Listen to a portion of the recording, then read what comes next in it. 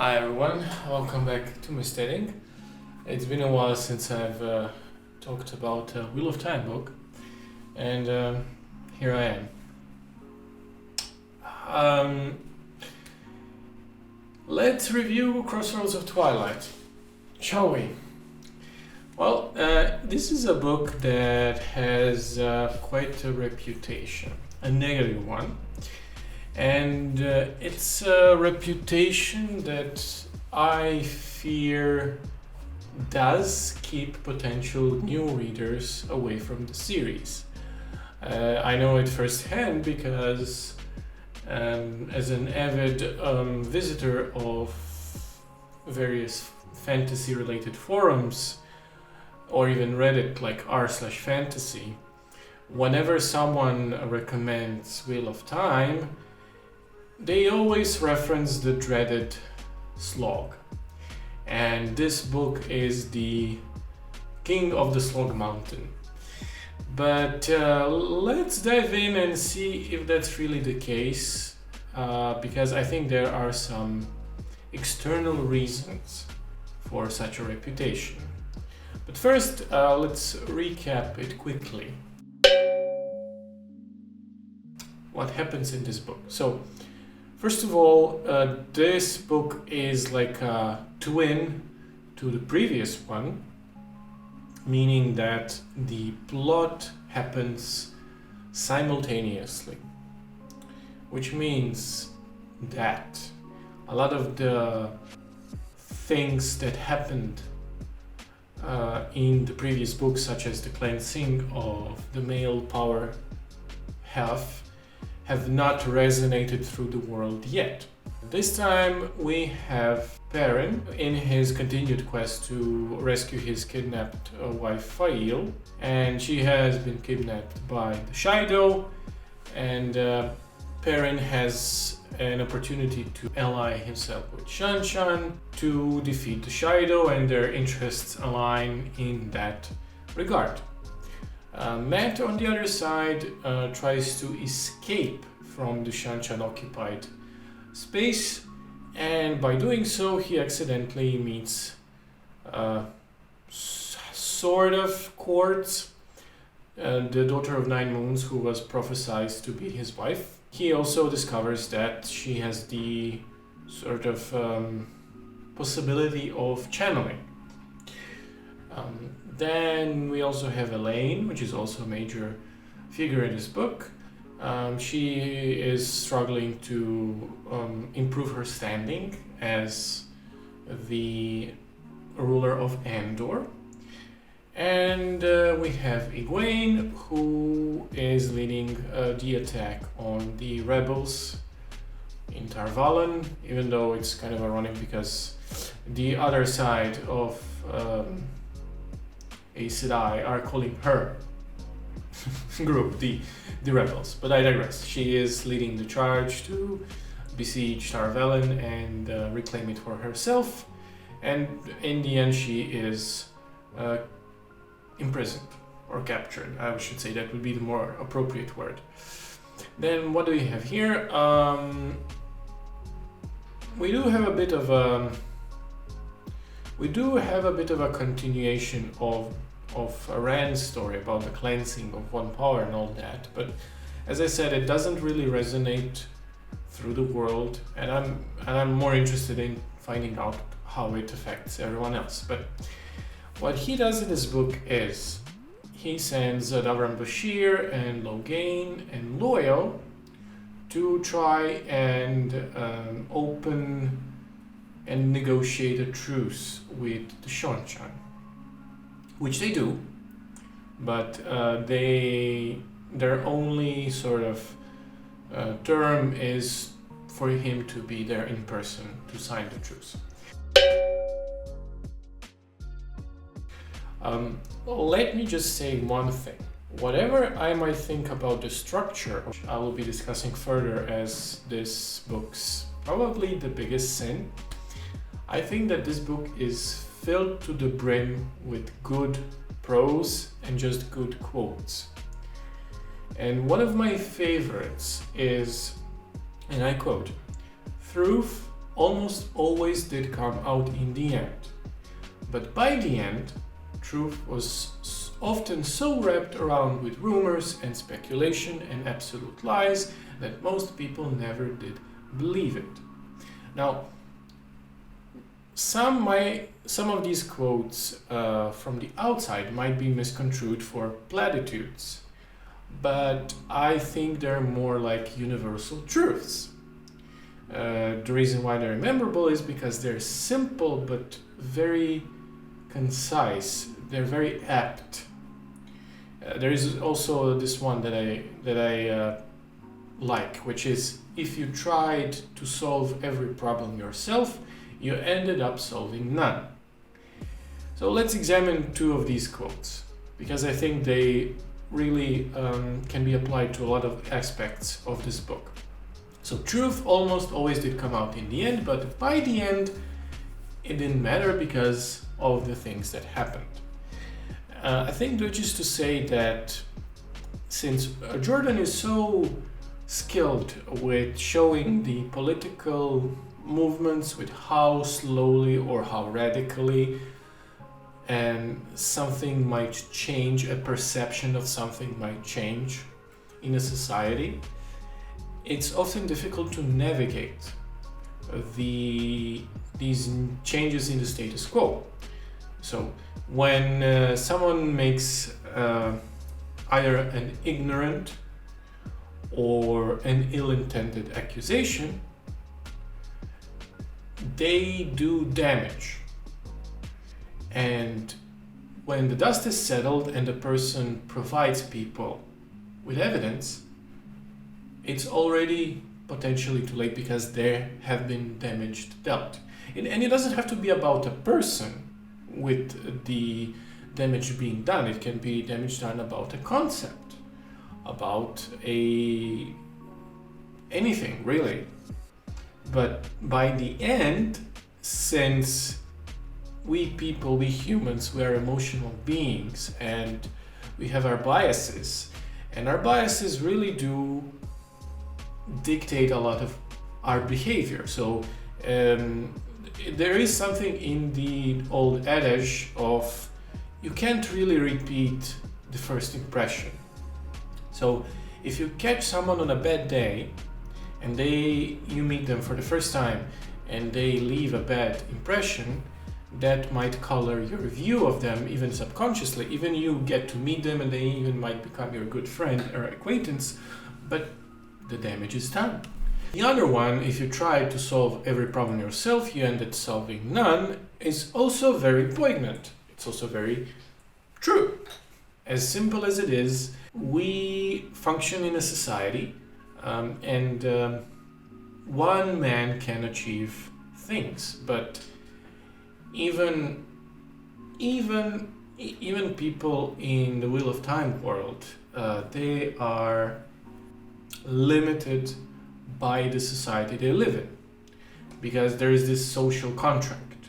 You live with other people, you are a part of society, and there are just some things that you individually cannot do, some hurdles that you cannot overcome. You cannot just change a law because there is an existing law that, even if it's unfair, does a great injustice to you. So you have to work together. And of course, I think Jordan's talent for these quotes, these folksy sayings that are very wise, I think the best one is, of course, the most known one, which is death is light as a feather, duty heavy as a mountain, which means, well, it's easy to give up. It's easy to become a martyr even, or if you want to go even further metaphorically, it takes real strength of character to do something you know you won't enjoy, you won't like, but the end result will be a net positive for the good guys. Helping someone, sacrificing your day off to, I don't know, help your neighbor, anything, you can really apply this to anything. So yeah, another thing that I really like is just Perrin as a character. I think this is probably the best Perrin has ever been since meeting Fail. I liked him before, but as he sort of eloped with Fail, I kind of started to cool on him as a character. I think he's a sort of a shining light in this book as far as characters go, because the moment of him dropping the axe works on so many levels, and it's not sudden, and it's just a very memorable moment, and I hope it leads to his individual growth, apart from his wife. And another aspect of this book that I enjoyed is, I think I mentioned it in a previous Wheel of Time video, but I do like how Taim as a figure was never this mustache-twirling villain, but then again, Jordan had the ability to sort of leave enough observations, leave enough prose to paint him as this very ambitious person. And painting him as this very ambitious person, as almost this viper in the hiding, you could connect yourself that as ambitious as he is, even though if he is not a dark friend at the moment of joining Rand, he is the person with the highest probability to do so. And I just applaud that. Quite a bit. At the beginning of the video I was talking about the structure and the reputation of this book. And I think the biggest issue is of course, something that the community, the fandom, tends to comment on, which is the lack of overall progression of the overall plot. That's fine by me. What's not fine is the way it's structured. It's not structured as a normal Wheel of Time novel. We had long, some say plodding, I don't agree, novels in the Wheel of Time series before. But this has a very different structure from the previous ones, meaning the prologue is not almost like in the previous entries. I used to joke that prologues keep getting longer and longer, and you can almost sell them as a novella or a short novel by itself. Here, I don't think that's even a joke. I think the prologue here is absolutely monstrous. It ruins the pacing of the book. It's so long, and it doesn't even work as a prologue. That's one of my problems. It has been a problem in previous few entries as well, but the prologues weren't as long as here. Here, the prologue doesn't really foreshadow, at least not on the first read, anything. It's this huge novella inside of an already big book. And I can see how it discourages other people from finishing it.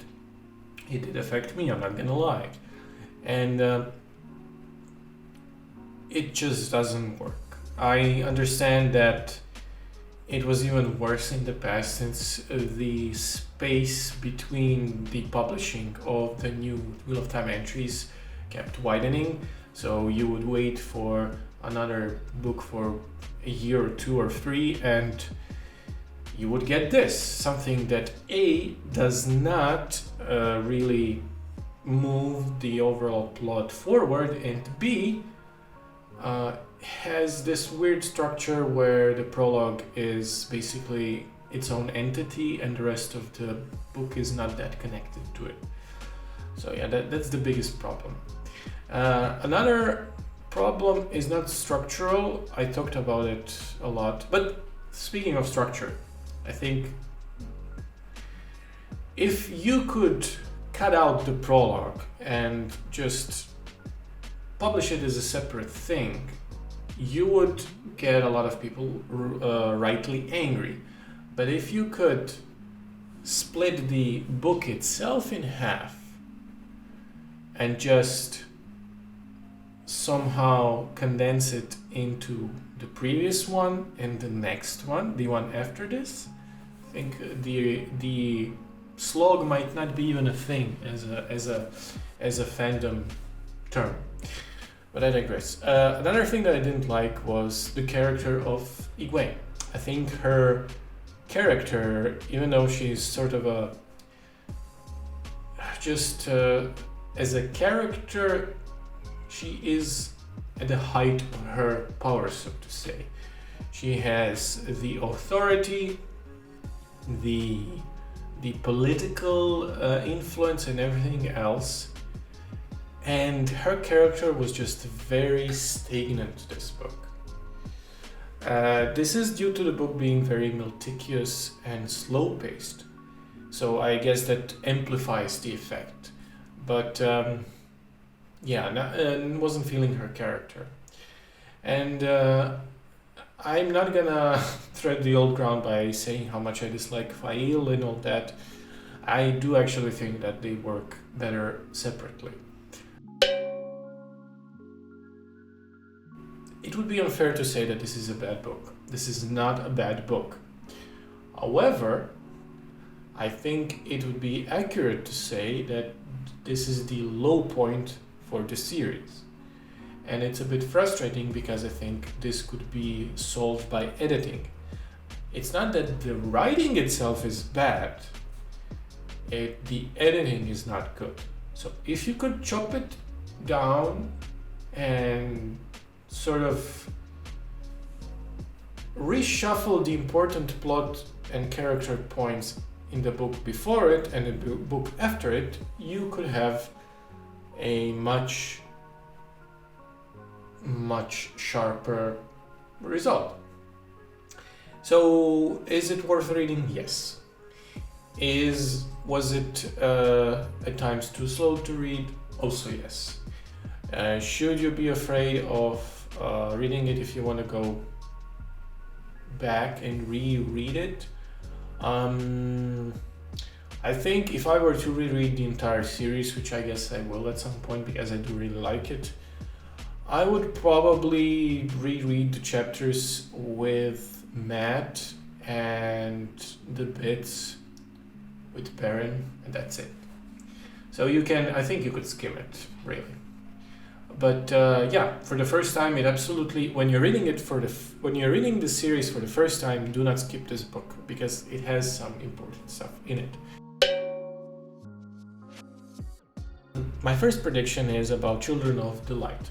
They have been quiet on the global stage so far, quieter than usual, and I wonder either Galad does something stupid or misguided to prove his valor or whatever, or another dark friend, maybe even one of the Forsaken, infiltrates their ranks again and does a lot of damage to everyone and everything. So I'm just I think it's high time for them to make some sort of a big play, especially with the Shonchan. Or against the Shonchan. So that's that. And another prediction is about Gavin. He appears very briefly in this book. He arrives in some village at the very beginning. I don't remember what the name of the town or the village was. And he just rides through it. And he hasn't been impactful on the main story for some time now. So I can't even begin to theorize which group would he be in or with at this point. But, Chekhov's gun, or I guess Chekhov's prologue and all that. Jordan was a stickler for these tiny details, so I'm sure there's a reason for him to have a scene indicating that he has entered a place. So there's that. And that would be this for today. As always, I want to thank my patrons, Ethan and Kate. You guys rock. And if anyone else wants to support me on Patreon, the link is in description. I'm trying to sort of do more book reviews. I know that I say that a lot, but work has been busy, and the proof of that is just the only videos I had time for were the Stand recaps, which is okay so far as a series, but that's for another time. So there's that, and thank you for watching, and see you next time. Bye bye.